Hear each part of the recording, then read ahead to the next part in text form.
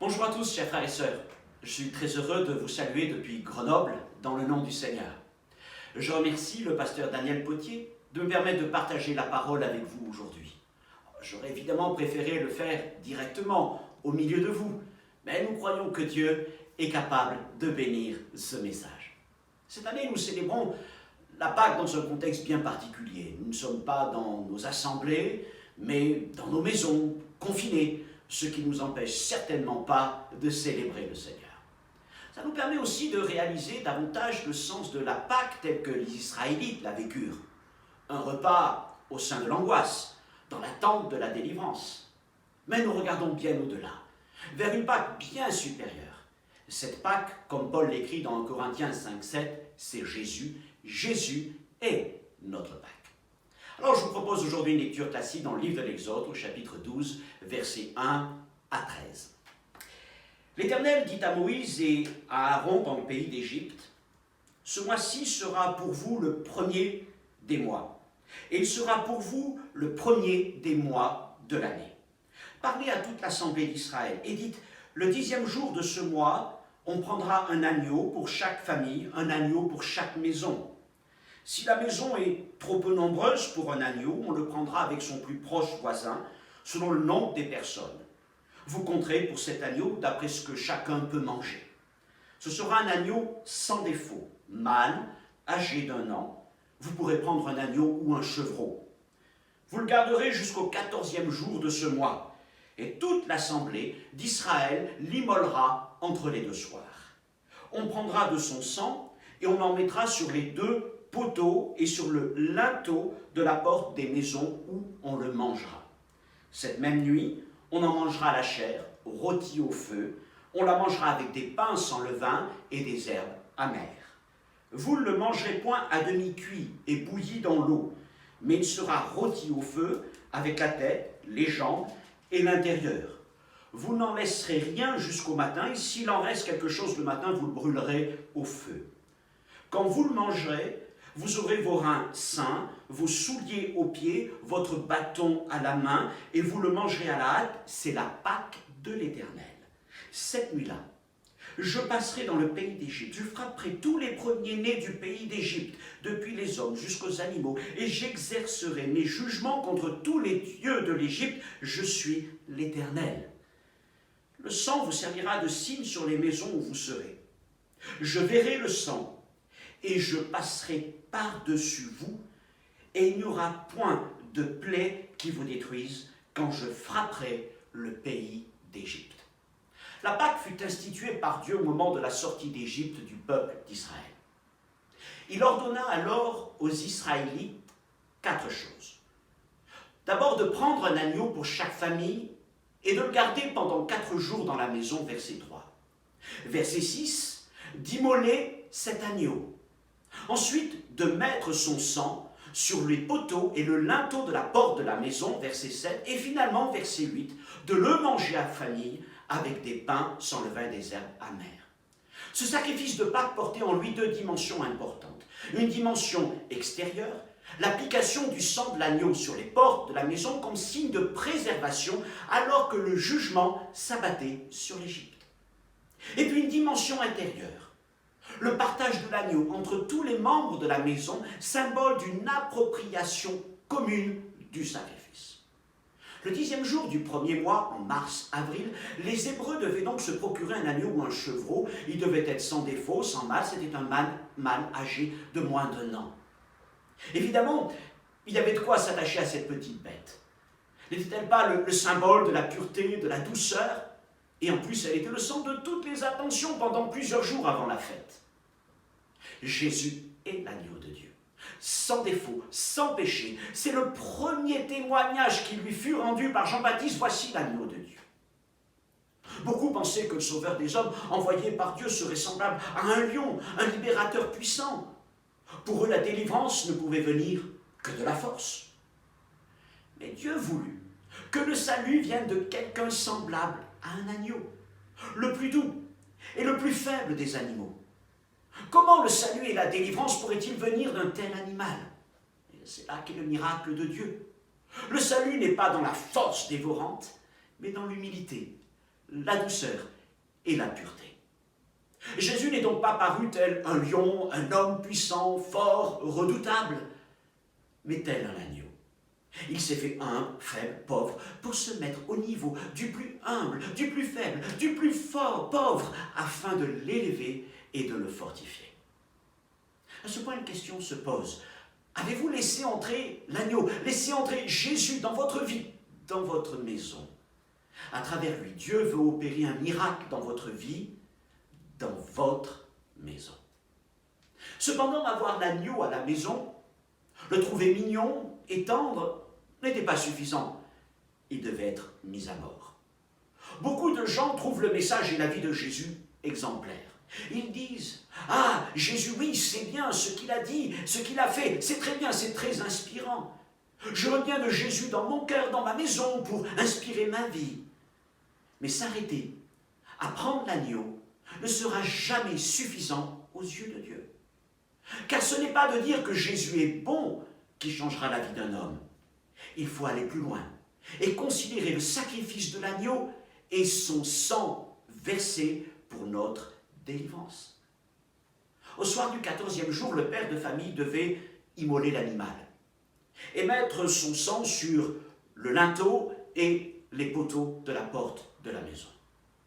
Plus tard dans la nuit, lorsque le jugement de Dieu passerait sur l'Égypte, la mort frapperait tous les premiers-nés dans toutes les familles, depuis Pharaon jusqu'aux esclaves et même aux animaux, mais elle épargnerait les maisons des Hébreux, où le sang de l'agneau avait été mis sur la porte.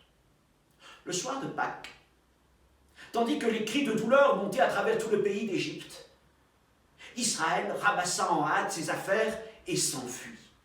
Alors même où toute l'Égypte était jugée, Dieu rachetait son peuple et le renvoyait libre.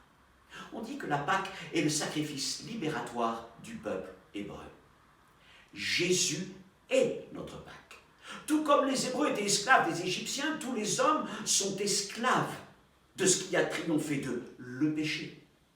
Et quels que soient les efforts des hommes religieux, les traditions, les œuvres, la sagesse, et même quel que soit l'or ou l'argent, aucun homme ne peut payer le prix de sa liberté. Alors Dieu a donné aux hommes une rançon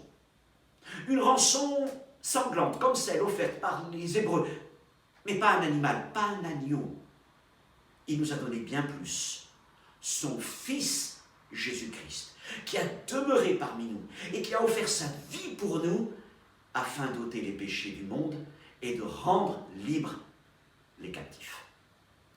Tel cet agneau qu'on mène à la boucherie, et Jésus s'est laissé conduire par l'Esprit de Dieu jusqu'à Golgotha, le lieu de sa souffrance, le lieu de son sacrifice, la porte de notre salut. Regardons donc vers la croix. C'est le plus terrible des châtiments, réservé aux hommes les plus méprisés. Et cette croix est marquée du sang de Jésus, du sang de ses mains et de ses pieds percés par le clou, du sang de sa tête meurtrie par l'épine, du sang de son dos lacéré par le fouet, du sang de son côté percé par la lance. Et chaque goutte du sang de Jésus est plus précieuse que tous les trésors de la terre, que tous les sacrifices d'animaux réunis. Seul le sang de Jésus permet le rachat de nos vies. Par le sang de Jésus, Dieu nous rachète de notre Égypte, le péché, l'angoisse, la maladie, et il nous rend libres. Le péché, la mort n'auront plus de puissance sur nos vies. La foi véritable ne dit pas seulement Jésus est bon, mais elle reconnaît que Jésus est mort pour nous à la croix. On peut donc se contenter d'avoir de la religion ou même d'aimer Jésus. Il faut que le sang de l'agneau, le sang de Jésus, ait été mis sur la porte de notre vie. Alors nous n'allons pas mettre Jésus à mort une nouvelle fois. Il est mort une fois pour toutes et c'est suffisant.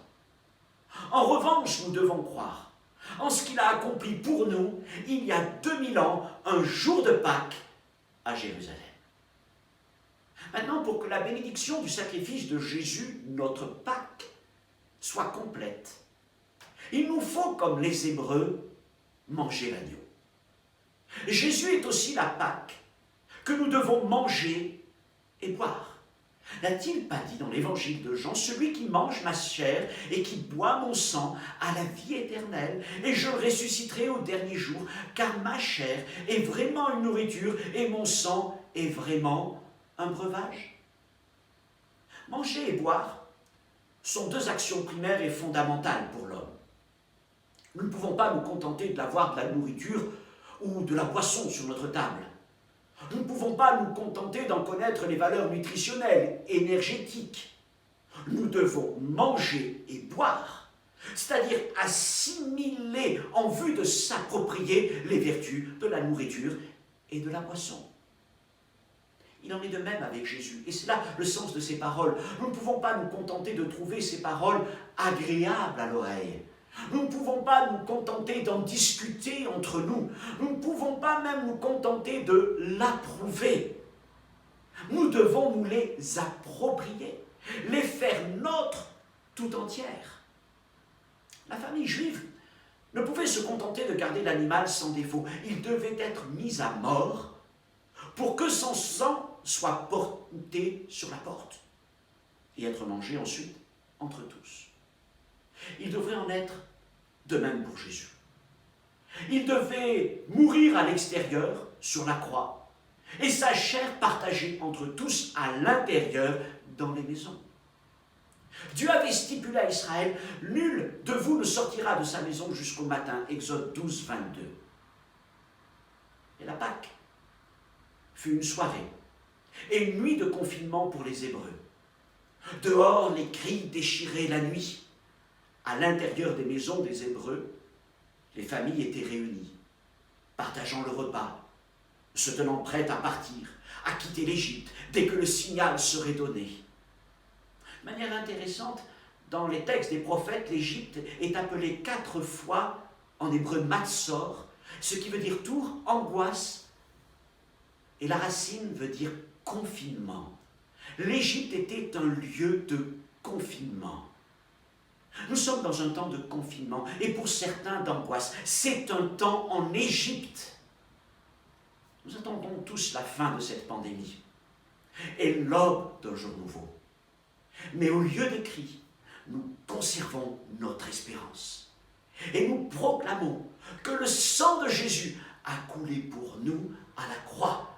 Et qu'en croyant dans son sacrifice, nous sommes devenus gens de la maison de Dieu. Nous étions étrangers.